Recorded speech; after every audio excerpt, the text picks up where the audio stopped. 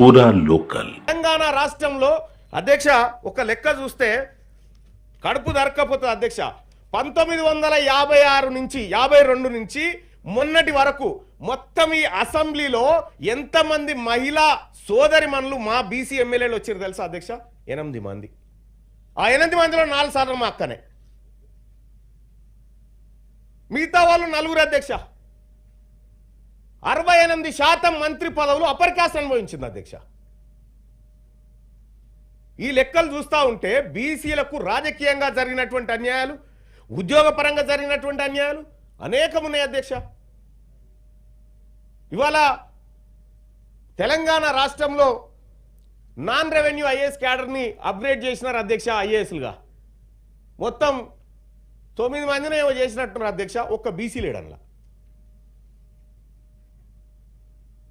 నేను మా మంత్రులకు రిక్వెస్ట్ చేస్తా ఉన్నా, ఇది ఎవరి మీదనో కోపం కాదు, ఈ వర్గాలకు జరుగుతున్నటువంటి అన్యాయం మీదనే ఈ బాధ.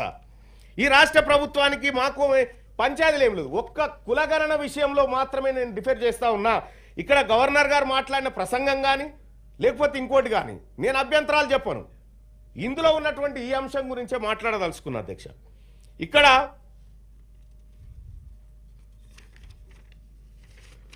అధ్యక్ష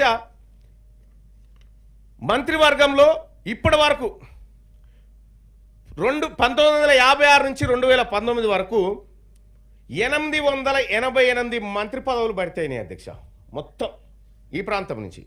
అందులో 543 మంత్రి పదవులు అగ్రవర్ణాలకి చెందినాయి అధ్యక్ష. ఎస్సీలకు 111 దక్కినాయి అధ్యక్ష. ఎస్టీలకు 22 దక్కినాయి.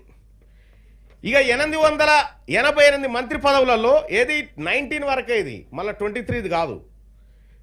బీసీ మంత్రులు అయ్యింది 212 మంది 888లో.